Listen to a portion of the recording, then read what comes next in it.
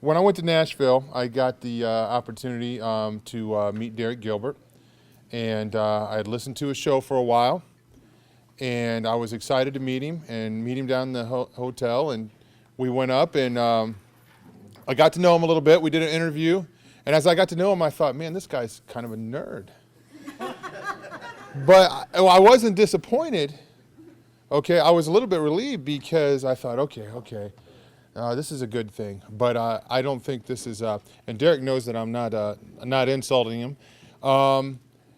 Derek Gilbert, co-host of PID Radio, host of View from the Bunker, author of several fiction books, is coming to share with us this morning. So please pray for him as he comes. Thank you for making the trip to be here this morning. We truly appreciate your attendance here, your support, your prayers is very humbling, and we are honored to be here today, and I truly mean that. If you would, as a courtesy, before we begin, to the speakers today and to those sitting around you, if you would, take your cell phone and either turn the ringer to off if you don't know how to do that. If you would, just turn it off. You see what a geek I am, I can't even get my own. No, there we go. That's greatly appreciated. We'll have opportunities to switch them back on if needed, check in and get messages and so forth. Oh, and also as a courtesy to others who might be not able to attend this morning but very interested in the topics of discussion, if you would just with me, take your phone, even if you shut it off, and just say with me, "Hello, FBI."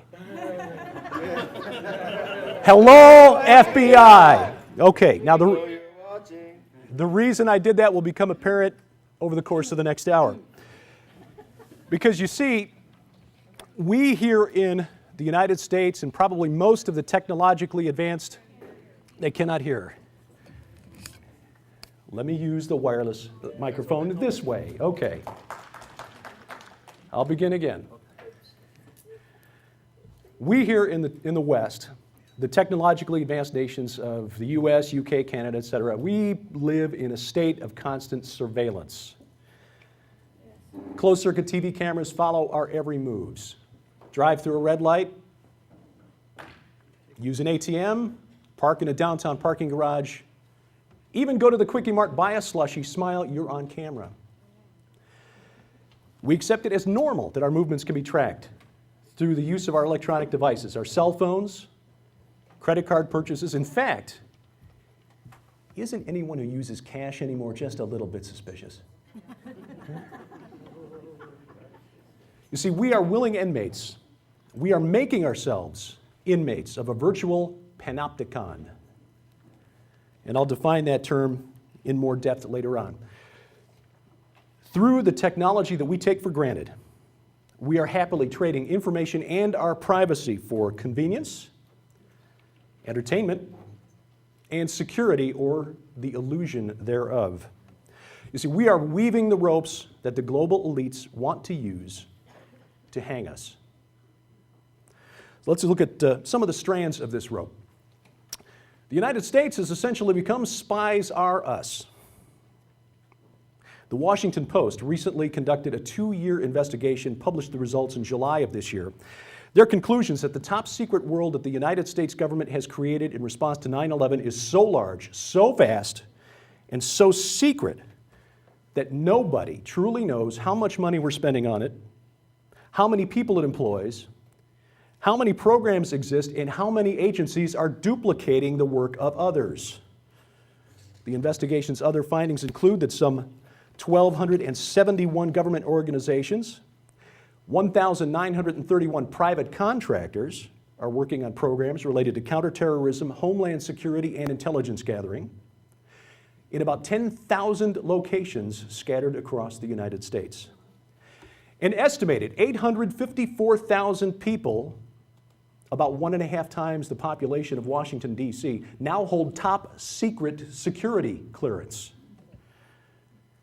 And in Washington and the surrounding areas, and you'll appreciate this if you enjoy occult numerology, since 9/11, some 33 buildings for top secret intelligence have been built or are in the process of being built.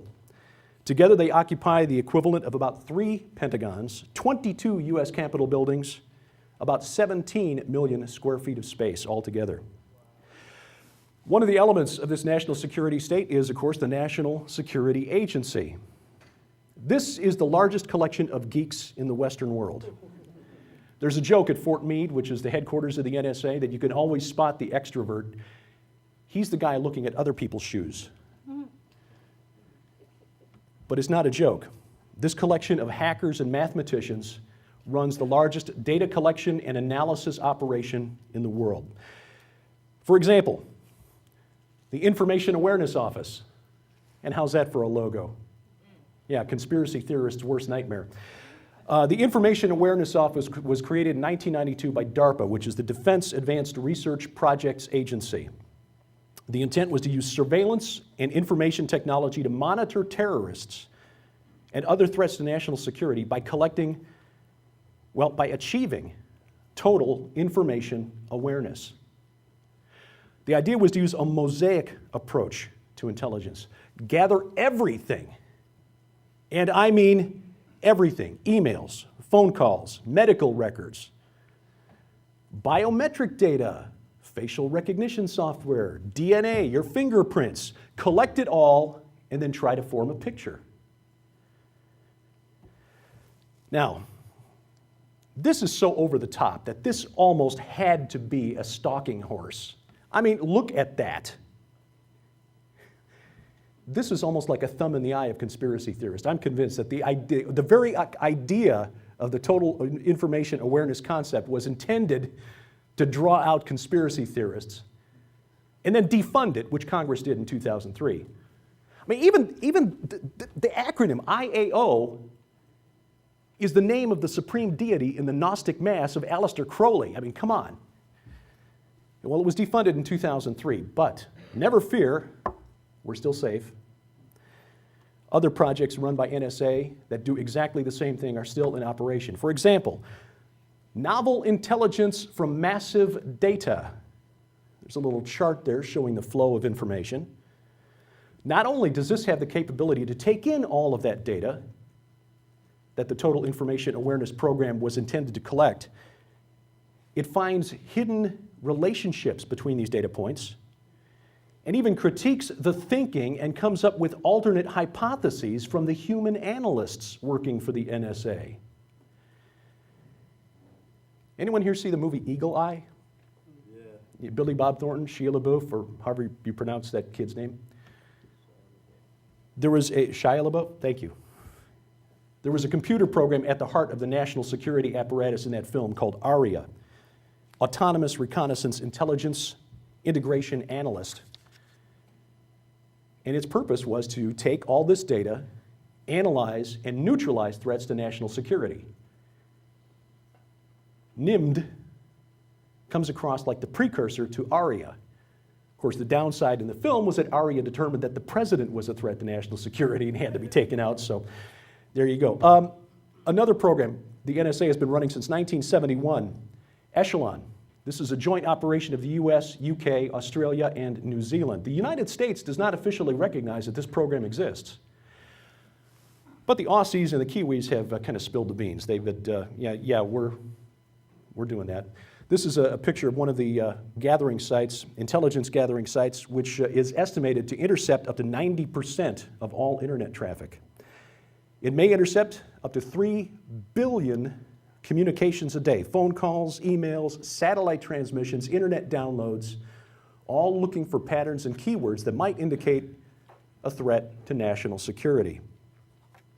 Now, interestingly, this site, just an observation here, bears a striking resemblance to a rather iconic image from a classic television program that also illustrated very well the concept of the panopticon.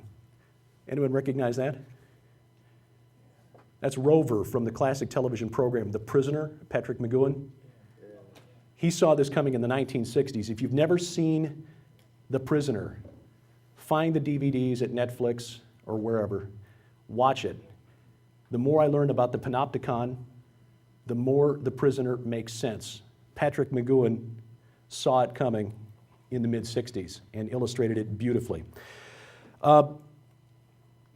More recent piece of this crypto puzzle that the NSA is trying to put together is called Perfect Citizen. This was just announced in July. Perfect Citizen is intended to monitor and protect older computer networks developed before the threat of cyber hacking, cybersecurity was really a clear and present danger. Computers networks that run things like subway systems or nuclear power plants, like the one in Iran that's being attacked by that Stuxnet worm, which may very well have been a government-sponsored cyber missile. The problem, according to privacy activists, is that Perfect Citizen might just be used to spy on all computer networks. You think? They're doing it already.